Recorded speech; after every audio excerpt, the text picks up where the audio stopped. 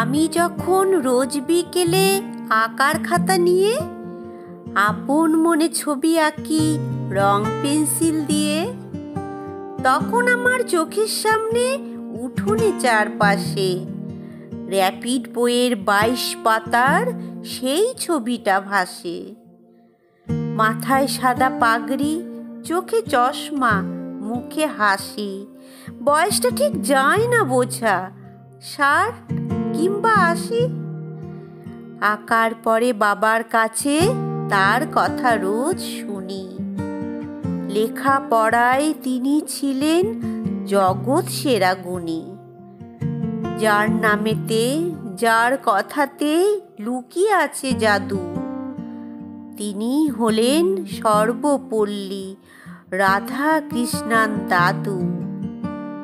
প্রতি বছর সেপ্টেম্বরের 5 তারিখটি এলে আমরা তাকে বরণ করি সমস্ত কাজ ফেলে।